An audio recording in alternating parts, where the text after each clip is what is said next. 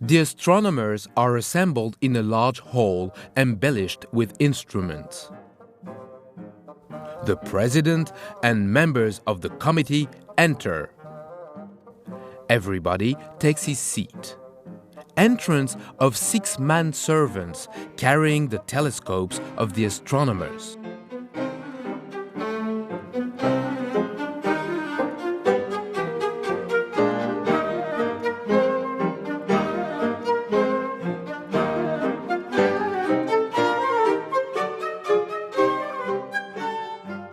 The president takes his chair and explains to the members his plan for a trip to the moon.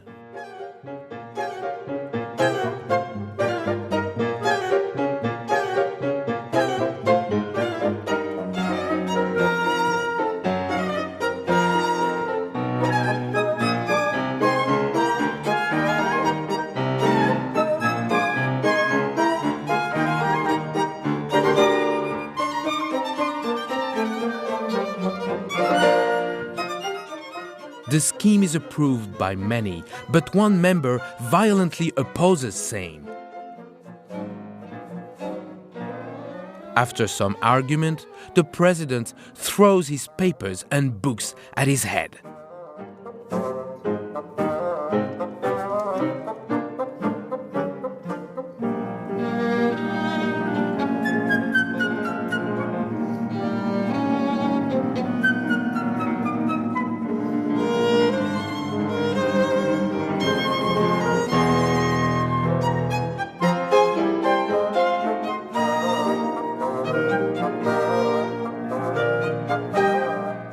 Upon order being restored, the trip proposed by the president is voted by acclamation. The manservant bring traveling suits. Président Barbonfouilly selects 5 colleagues to accompany him: Nostradamus, Alcofribas, Omega, Micromegas, and Parafaragamus.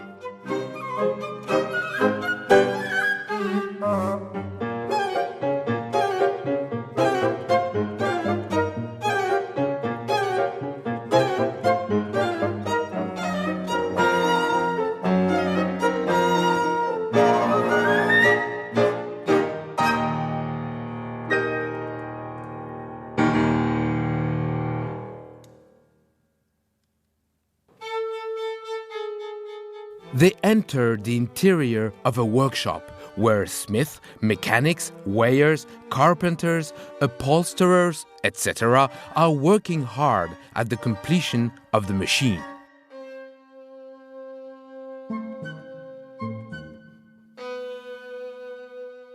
Micromegas accidentally falls into a tub of nitric acid. A workman informs the astronomers that if they would ascend to the roof, they will witness a splendid spectacle, the casting of the gun.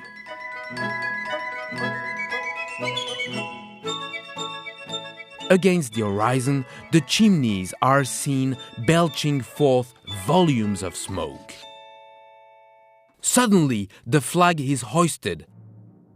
At the signal, a mass of molten steel is directed from each furnace into the mold for the gun. The mold pours forth flames and vapor.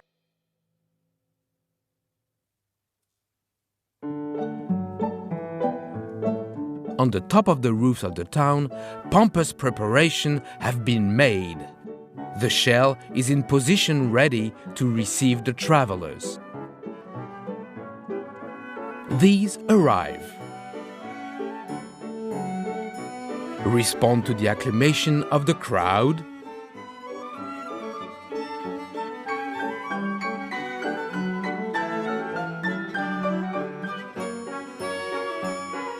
and finally enter the shell.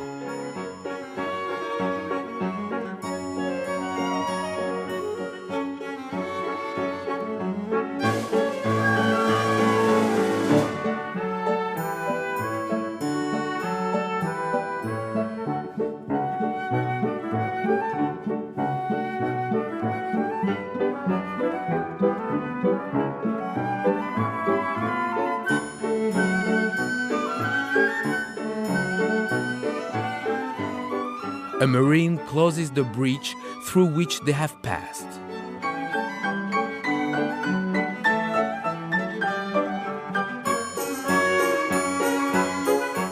A number of gunners are now pushing the shell up and incline into the mouth of the gun.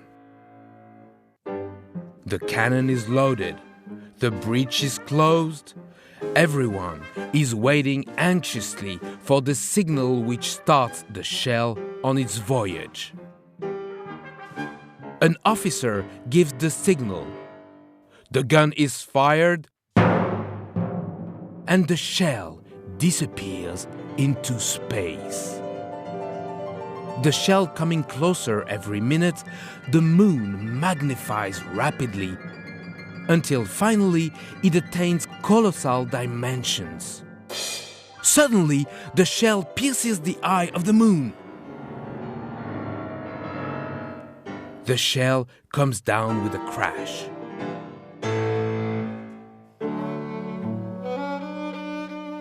The astronomers get out and are delighted at the landscape, which is new to them.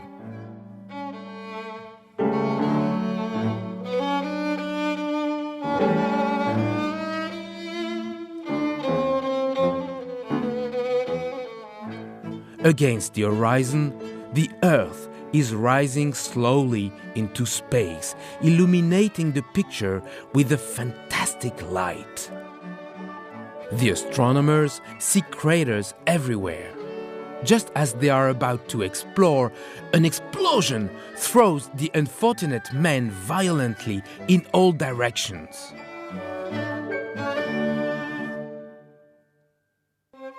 The astronomers show sign of fatigue after the rough trip they have just had. They stretch themselves out on the ground and go to sleep.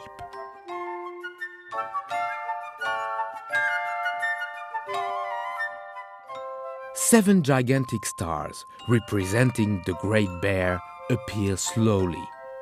And out of the stars come faces of women who seem annoyed at the presence of these intruders in the moon. Then, the stars are replaced by a lovely vision of Phoebus on the crescent, of Saturn in his globe, and of charming young girls holding up a star. They decide to punish the terrestrials in an exemplary manner. By order of Phoebus, snow is falling from all quarters, covering the ground with its white coat. The cold becomes unbearable, so the unfortunate voyagers wake up half frozen.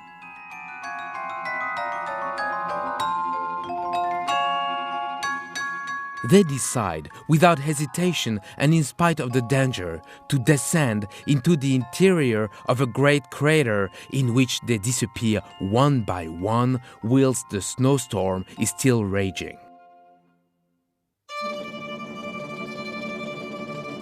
The astronomers arrive into the interior of a most curious grotto filled with enormous mushrooms of every kind. One of them opens his umbrella to compare its size with a mushroom, but the umbrella suddenly takes root and, transforming itself into a mushroom, starts growing, attaining gigantic proportions. The astronomers suddenly notice strange beings coming out from underneath the mushrooms while making singular contortions. These are the Selenites, or inhabitants of the moon. A fantastical being rushes on an astronomer who defends himself, and with a stroke of his umbrella, the Selenites burst in 2,000 pieces. But the Selenites are arriving in numbers. The astronomers are captured, bound, and taken to the palace of the king of the Selenites. On a splendid throne surrounded by living stars, the Selenite king is seated.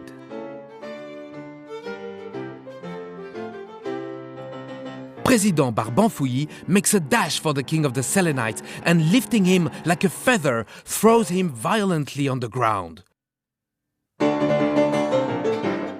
The astronomers run away in the midst of the general disorder.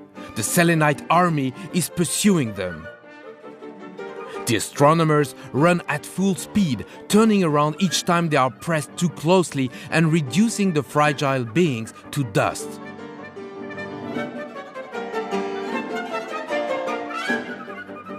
At last, the astronomers have found the shell and quickly shut themselves in the interior. Thanks to the advance they have succeeded in getting over their adversaries, only one, the president, has been left behind.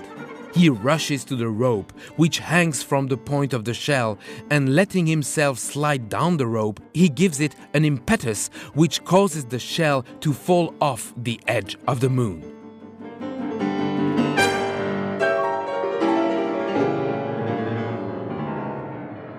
The shell falls with sickening rapidity. The sea appears. The shell balances and, thanks to the hermetically sealed air in its interior, rises slowly to the surface.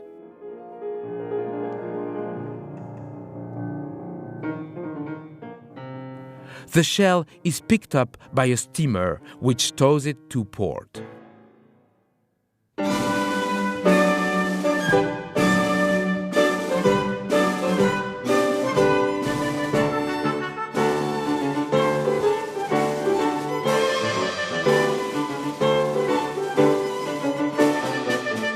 The mayor welcomes the astronomers with a speech, and a general ovation awaits their happy return.